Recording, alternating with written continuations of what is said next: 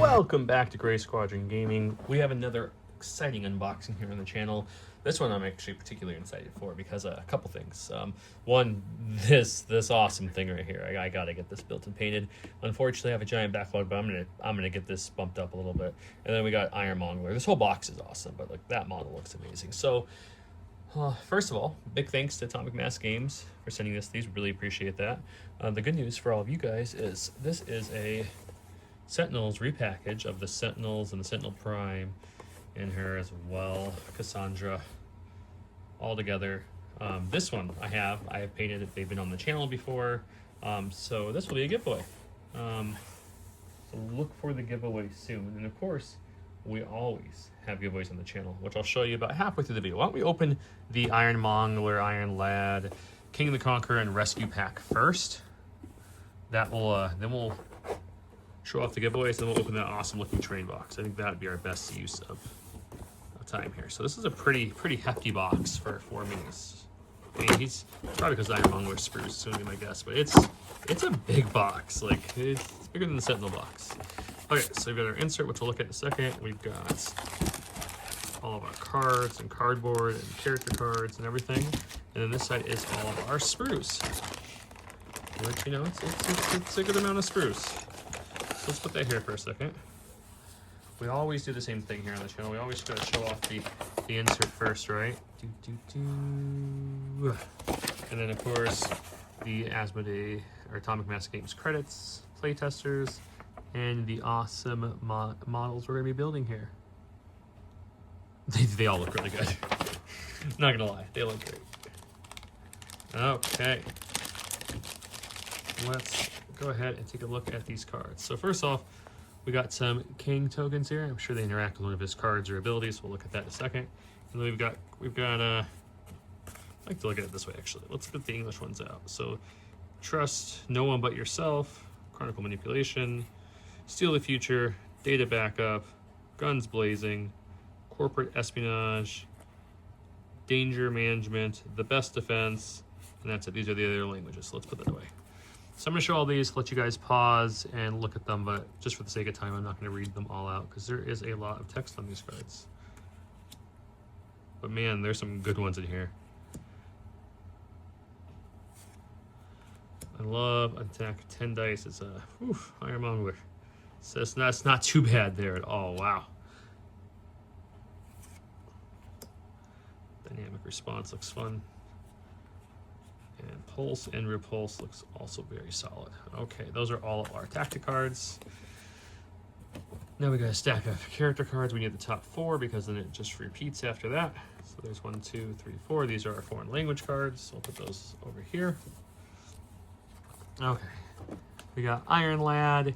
He is a 3 cost, 6 health with the stats you see here. He's got Concussion Blast, which is a range 3/5 dice, does power equal to damage, and it has Discombobulate.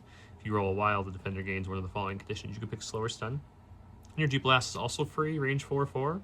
This attack gains 1 power, and after you get to push, which is always good. And then once in future, Iron Land is a 7 dice, 3 cost, range 3. This character may reroll any number of attack dice. I love rerolls in this game. I think they're very strong. This character removes 1 special condition from itself, or damage, or special. So for 1 power, you can kind of heal up just slightly, or remove a condition. Choose an interactive train feature 2 or less and throw it. Temporal, this says when this character is defending during the modify opponent's dice step of the attack, it may use superpower. The character may reroll up to 2 of the attack's dice. The superpower cannot be used, or can only be used once per turn. And of course, flight. When we flip him, there's his backside of his powers. I always let you guys pause and read that one. And then next we'll go to, let's go to Rescue. Rescue is a 3 cost, 5 health with the stats there. Triage is a 4/5, gains power. If its deck would deal 1 more of the damage, it deals 1 instead. And Medic, you can heal some nearby. That's really nice.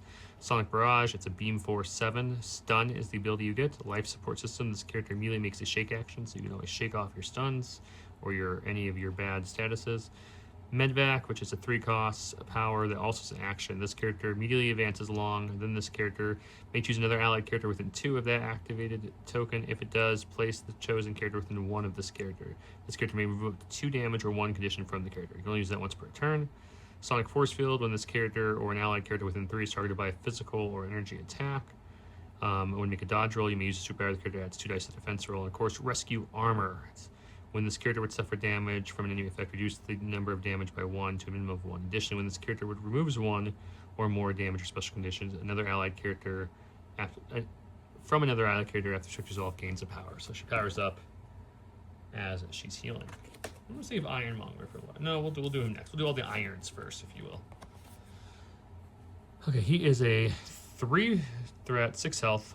I know it's just Obadiah, and he's just really big, but for some reason 3 just seemed low. Okay, integrated armaments. Before it's a 3/5, and before choosing the target, choose if this is physical or energy. After resolved, you gave power equal to damage dealt, and then his big one is aggressive accusations. 2 range, 7 dice. Throw is at the wild and hostile takeover.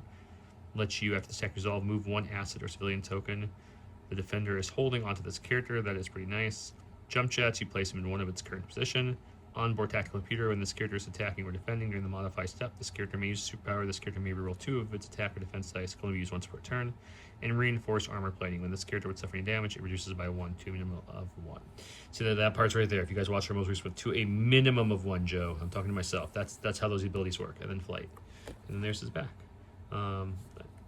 Just notice I think his health is less. Yeah, but you can pause like all the other ones, but that's the abilities. And then last boy, we have the big boy Kang himself. Hopefully we'll get that revisited in the MCU, because Kang is one of the comics greats, and it's sad that his lining gets it. But anyways, he's a 6 threat, 7 health, 30th Century Arsenal is a 3 range, 6 dice. After attack resolved, this character gains power dealt, of course. Defender is within 2, the character may reroll 1 of its dice, and then future tech and gives following special conditions. Neuroshock Field is a 3 cost, 6 dice, area 2. After each attack resolve, if damage was dealt, the defender gains either shock and stun. Ooh, even better. The Once and Future King, 3 range, 9 dice, 6 cost. This character may roll any number of dice in the attack. That's a big one. This is affiliation for his leadership ability, Cabal. Once per turn, each allied character may reroll 1 of its dice, attack dice. Additionally, allied characters can modify and reroll skulls while they're holding or contesting objective tokens. Anti-gravity device, choose an interactive change 3 or more and throw it. Temporal rewind, when a character is attacking or defending at the end of the modify step, or after the temporal rewind superpower has been resolved, this character may use the superpower. This attacking and defending characters reroll all their dice, so you can kind of rewind time, if you will, a little bit. That's a clever way to put that in there. Neurokinetic Chronicle Armor. At the start of this character's activation, it may place itself within 1 of its current position and remove up to 1 damage from itself, or remove up to 1 special condition. Additionally, the first turn, this character rerolls dice. After the resolve, gains a power. Flight and Peerless. That is pretty good. And there's his backside. This box looks to be amazing. Let's look at the sprues. Okay, so first up we have our big base here. All the little bases, you know. I also want to ask for a second, before I saw the rest of the sprues, I thought there was 2 big bases. There is. King comes with a custom base. I like when they do more of these custom bases. Got a little bit of that. Switched lenses here. There we go. I think that's King. Yeah, you know. Looks really good. Here's some more of the sprues, so you guys can look at the quality, which is always top notch.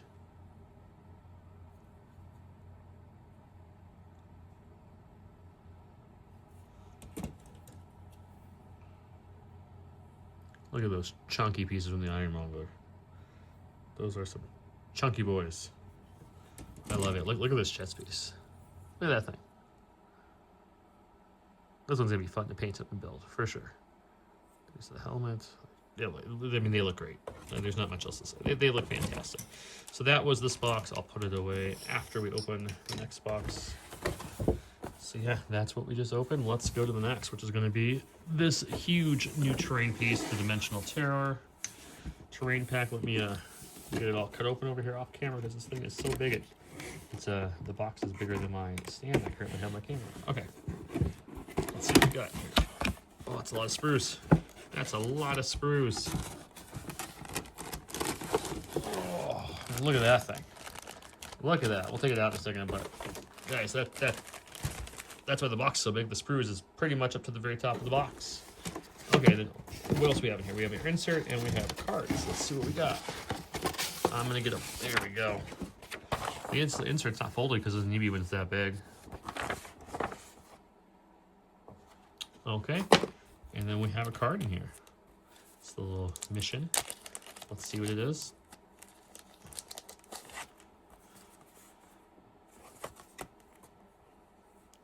So just different languages, but the card is one-shot dimensional terror. Reality is torn and a horrific creature begins to reach through it.